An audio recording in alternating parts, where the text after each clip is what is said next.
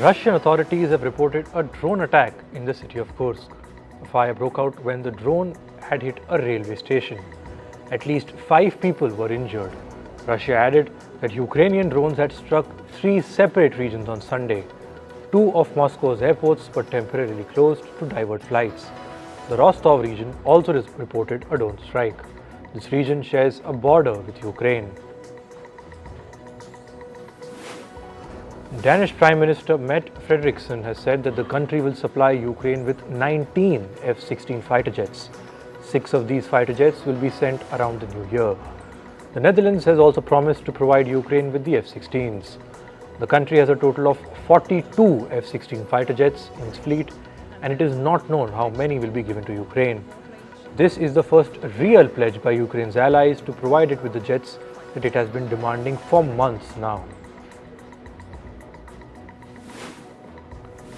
North Korean leader Kim Jong-un oversaw a test of strategic cruise missiles. This comes as the United States and South Korea kicked off their annual military drills. The drills have been named the Ulchi Freedom Shield. It is designed to enhance the two countries' joint response to North Korea's evolving nuclear and military threats. Pyongyang sees the latest drills as rehearsal for war. Taiwan's defense ministry has released a footage of its fighter jets taking off for combat air patrol. This comes a day after Beijing carried out military drills around the island. Taiwan said that 25 Chinese Air Force planes crossed the Taiwan Strait's median line. This line served as an unofficial barrier between the two sides until Chinese military aircraft began regularly crossing it.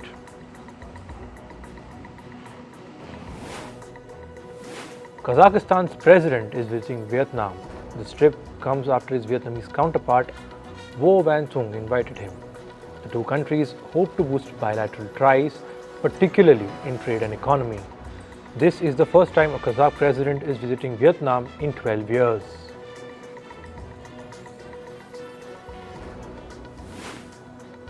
Pro-coup demonstrators marched to Niger's capital Niamey on Saturday. They called upon foreign powers to engage in diplomacy with their military rulers. This comes as the country's new ruler, Abdurrahman Etiani, called for a 3-year timeline to reinstate constitutional rule. The West African regional bloc, ECOWAS, recently doubled down on its threat to use force as the last resort to restore democracy in Niger.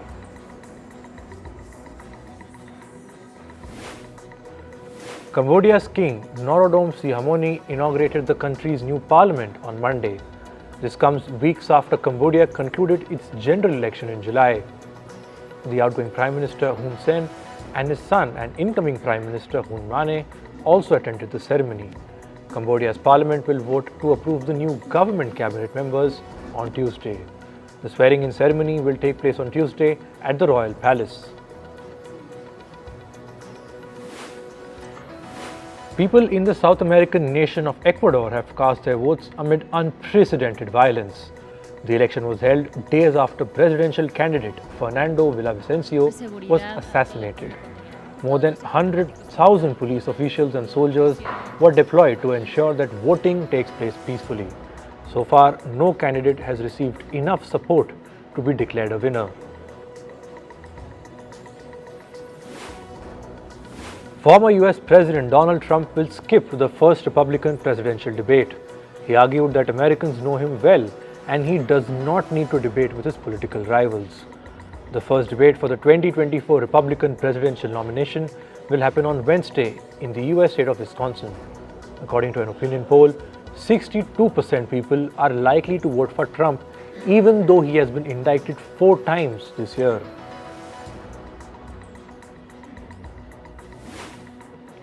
Russia's first lunar mission in decades has ended in failure. The Luna 25 spacecraft crashed on the moon's surface. The incident happened after communication with the robotic spacecraft was interrupted. This news came a day after the spacecraft reported an emergency situation as it was trying to enter a pre-landing orbit. Moving to climate, tropical storm Hillary has lashed Mexico's Baja California peninsula. It made landfall on Sunday. The storms have brought torrential rainfall, and reports say one person has died due to the floods. Mexico's Navy had also evacuated more than 800 people from nearby areas. Meanwhile, in the US state of California, Storm Hilary brought heavy rains and fierce winds. Officials have ordered evacuations in the region. Hilary is said to be the wettest storm ever to hit the US Southwest. This is according to a meteorologist at the National Weather Service. A wildfire swept through Spokane County in America's capital, Washington, D.C. The fire has left one person dead and destroyed 185 structures. As of Sunday, only 10% of the flames were contained. Washington's governor has declared a state of emergency. In the US state of New Jersey, a wildfire raged through a forest on Sunday. The fire spanned across 80 hectares of the forest area. Emergency response crews were actively working to contain the blaze. In the wildfire-hit US city of Maui, the search for victims continues. Rescue teams with dogs have sifted through the charred remains of the Hawaiian state. Earlier, Hawaii's governor had said that the death toll was expected to rise further. Meanwhile, around 3,000 pet animals remain unaccounted for. Approximately 600 missing reports have been made by pet owners. This comes almost 2 weeks after the wildfire blazed the city of Maui.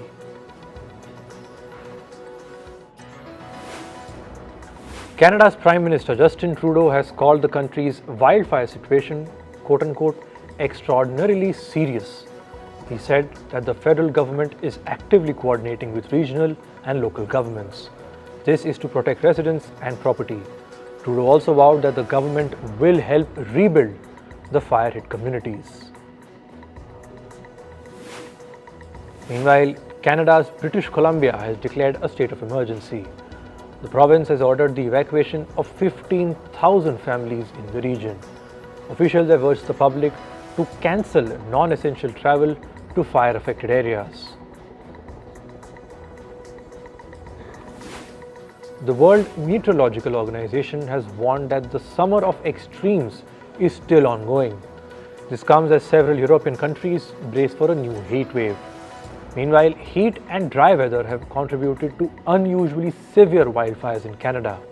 It has also led to extreme wildfires in the US state of Hawaii and Spain's Canary Islands.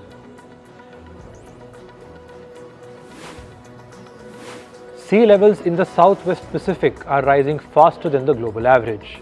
This is according to the World Meteorological Organization. The WMO has said that water levels were rising about 4 millimeters per year in some areas.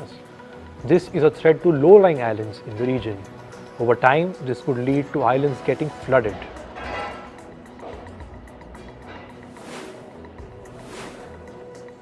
US-based Citigroup CEO Jane Fraser is reportedly considering disbanding the bank's biggest division. This would split Citi's institutional clients group into 3 primary business segments. These will be investment and corporate banking, global markets, and transaction services. The potential move comes as the CEO of Citi's institutional clients group is set to leave in the first half of 2024.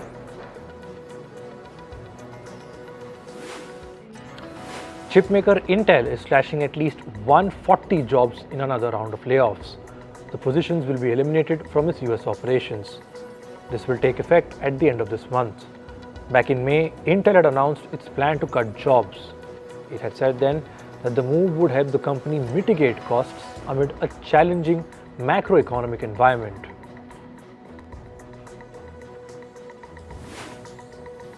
A lawsuit has been filed against the online gaming platform Roblox. The suit filed in the US accuses Roblox of illegally facilitating child gambling. While gambling is not allowed on the platform, the lawsuit targets third-party sites. They allegedly invited children to play blackjack, roulette, and other games using Roblox's in-game currency. A group of lawyers have filed a lawsuit against Australia's Qantas Airways. They have accused the airline of failing to fairly refund passengers for flights cancelled during the COVID pandemic. The suit says that this helped Qantas make illegal profits by retaining billions of dollars of customer funds.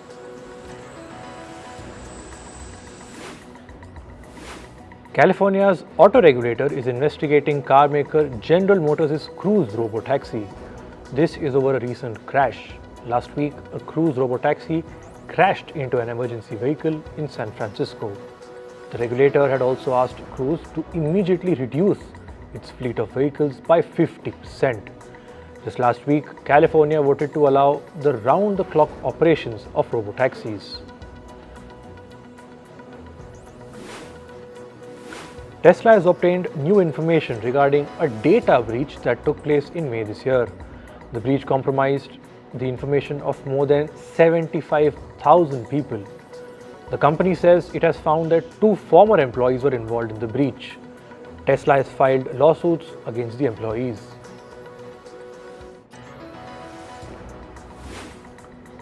Social media platform Twitter, or X, has rolled out new verification rules for its X-Blue users. As per reports, they will be required to submit a selfie alongside a photo of a government-issued ID. The user's personal information will be handled by an Israeli company. This company will store the information for up to 30 days. This has left many users concerned. They are unhappy with X's choice of the company owing to its Israeli origin. Meanwhile, Elon Musk has said that X will remove the Bloc feature. This feature allows a user to restrict specific accounts from contacting them, seeing their posts, or following them. However, he said the site will retain the mute function, where users can mute accounts to stop seeing posts from them.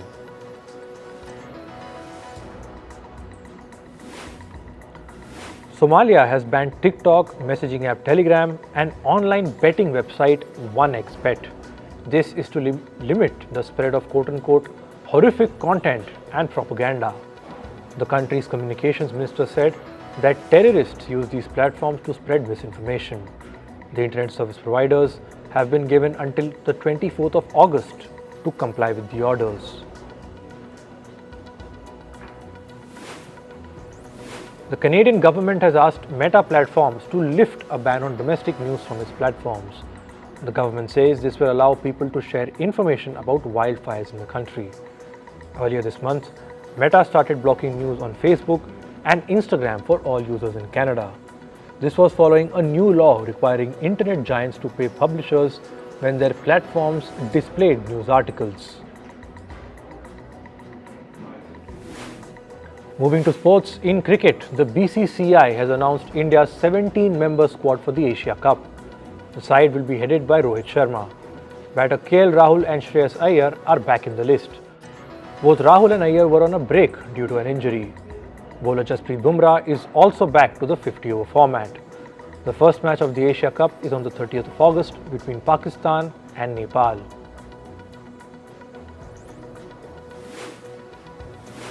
India beat Ireland by 33 runs in the second T20 international match in the ongoing series. Jasprit Bumrah-led side scored 185 runs in 20 overs. India now lead the 3-match series 2-0 with a game yet to be played. The two sides will meet again to play the final match on Wednesday. In football, Spain have won their first ever FIFA Women's World Cup title. They beat England 1-0 to become the world champions. Spanish captain and defender Olga Carmona scored the winning goal in the 29th minute. In some more news from the FIFA Women's World Cup, Spain's captain Olga Carmona learned her father had passed away. The announcement came as Spain lifted their first World Cup trophy.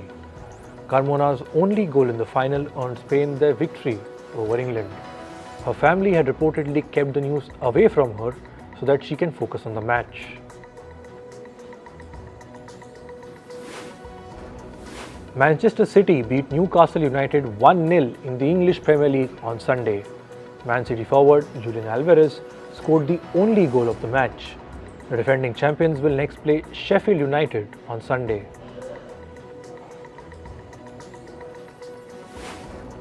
Meanwhile, Aston Villa beat Everton 4-0 yesterday. All 4 goals were scored by different players.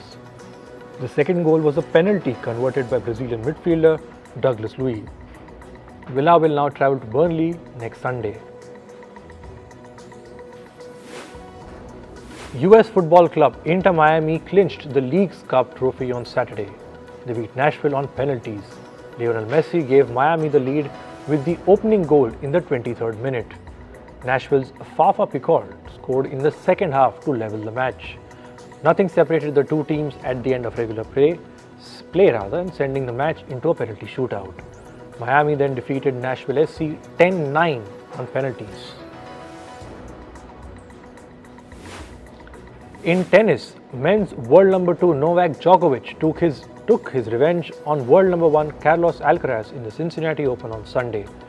The two had recently faced each other in the Wimbledon final. Alcaraz had gotten the better of Djokovic in London, but the veteran Serb returned the favour yesterday. Djokovic lost the first set 5-7, but then rallied back 7-6 and 7-6. After the match, Alcaraz burst into tears and Djokovic tore his shirt to celebrate the epic win. Meanwhile, American Coco Gauff clinched the Cincinnati Open women's title. Gauff beat Karolina Muchova of the Czech Republic 6-3 and 6-4 in straight sets. This is Gauff's second title this month. The 19-year-old had won the Washington Open 2 weeks back.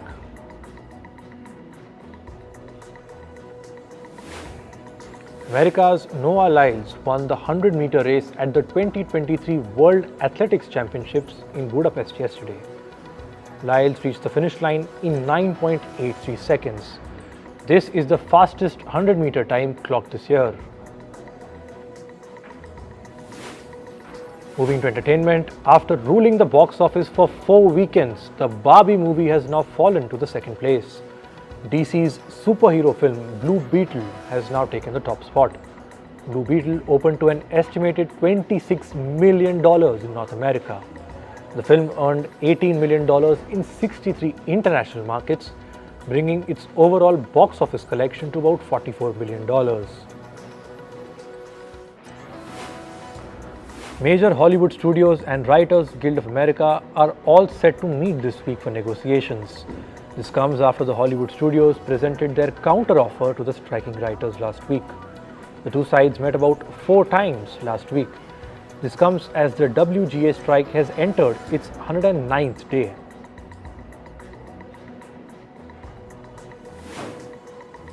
Singer Miley Cyrus's mother Tish Cyrus has married Prison Break actor Dominic Purcell in a small wedding in California's Malibu.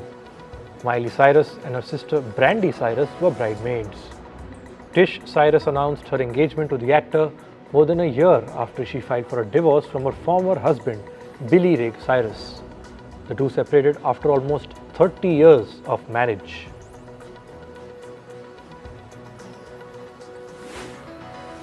Singer Britney Spears has broken silence on her divorce.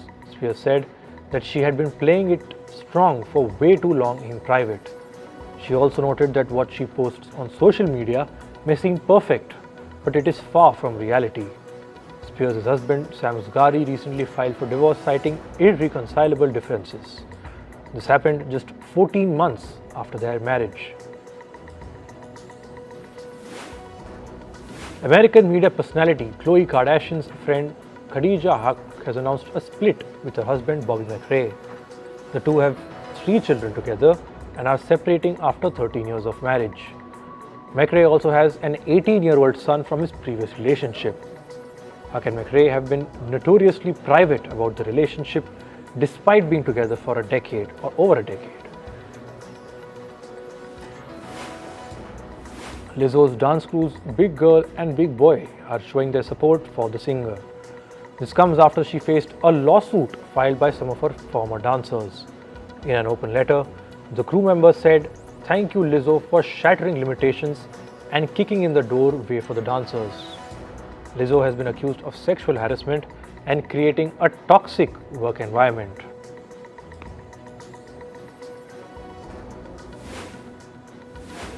K-pop band BTS's member Jungkook has opened up about why he thinks people love K-pop music despite language barriers.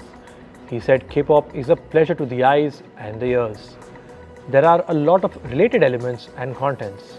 I think that is what captivates so many people. When asked which song he would suggest to a person who has never heard K-pop, Jungkook named BTS's 2018 song Idol. He said the song has a powerful vibe.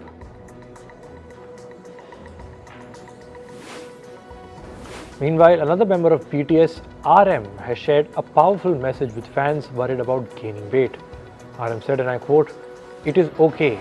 The weight always comes and goes. Just look at me." While interacting with BTS's fans called the Army, RM also answered questions related to stress. He said, "Every day is a test."